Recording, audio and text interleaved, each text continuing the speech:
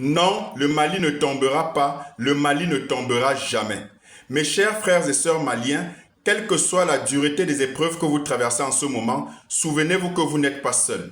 Ce noble combat que vous menez n'est pas celui du Mali, mais celui de toute l'Afrique et de toute l'humanité. Il s'agit d'un combat qui oppose les véritables valeurs humaines contre celles de la barbarie occidentale. Et jamais les ténèbres n'ont pris le dessus sur la lumière, mais toujours l'inverse.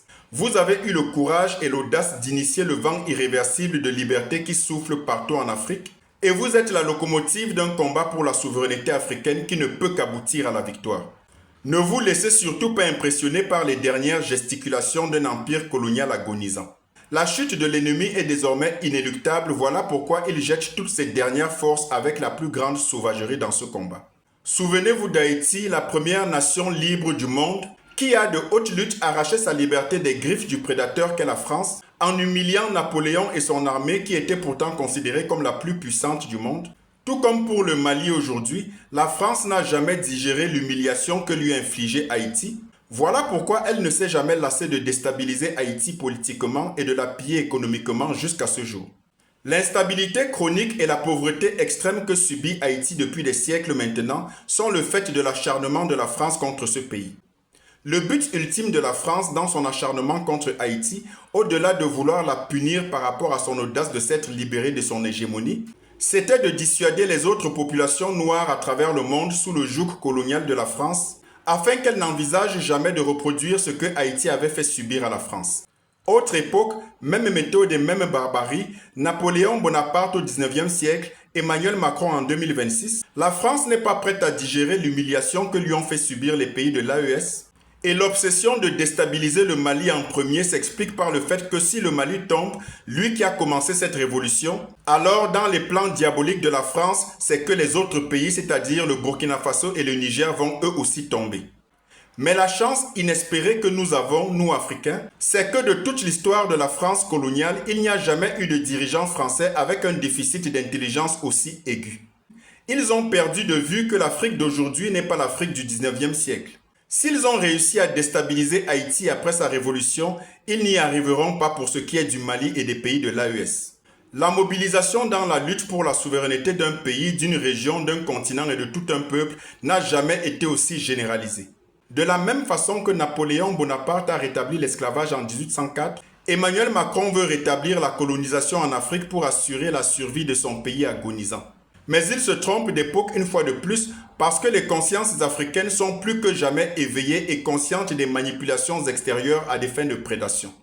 La France impérialiste d'aujourd'hui a oublié sa débâcle humiliante infligée par la Russie en 1812, notamment lors de la fameuse Bérésina où l'armée de Napoléon a été littéralement décimée, ce qui allait déclencher le déclin de l'Empire français et la chute de Napoléon Bonaparte. C'est de la même manière qu'en 2026, le Mali va déclencher la chute définitive de la France coloniale.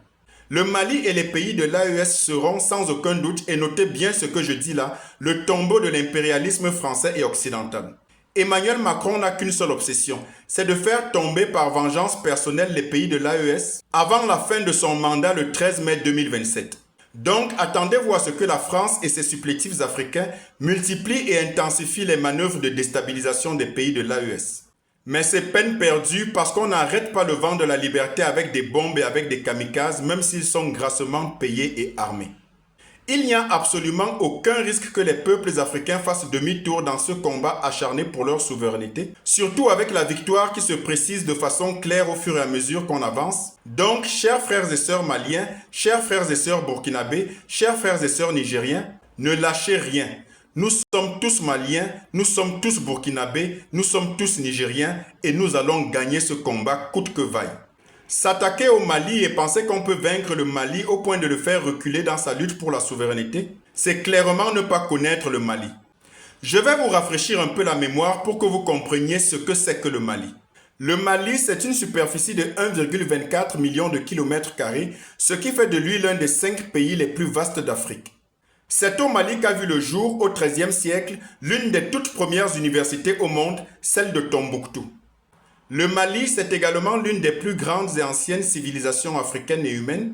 Le Mali, c'est la terre qui a vu naître Mansa Moussa, l'homme le plus riche de toute l'histoire de l'humanité jusqu'à nos jours. C'est aussi le pays qui a rédigé la toute première charte des droits humains, la charte du Mandé ou du Karakan-Fouga. Le Mali, c'est encore la terre qui a produit le tout premier homme en dehors des autochtones à mettre les pieds en Amérique, puisqu'il s'agit d'Aboubakari II au XIVe siècle, c'est-à-dire bien avant la fable grotesque de Christophe Colomb qui n'a absolument jamais rien découvert en Amérique si ce n'est son imposture. Le Mali, c'est le pays de Modibo Keïta, Amadou Hampâté-Bâ, Soundiata Keïta, qui a fait trembler toutes les armées de l'ennemi et qui a fait du Mali un peuple de guerriers et de guerrières. Et vous me dites que c'est ce Mali-là que vous allez déstabiliser, que ce sont ces valeureuses populations que vous allez intimider, que c'est ce peuple résilient qui a le soutien de toute l'Afrique qui va abandonner son noble combat pour la souveraineté? Je crois qu'il y a vraiment quelque chose qui ne va pas dans la tête de ceux qui se font ces illusions. Le Mali tiendra jusqu'au bout, l'AES prospérera et l'Afrique gagnera cette guerre. Ne balimatiao malikao, ane ne balimamuso malikao. Mali tena be abada, alo ye kele chefarol, ani kele mchefariole, ala ye Mali marani la kudai,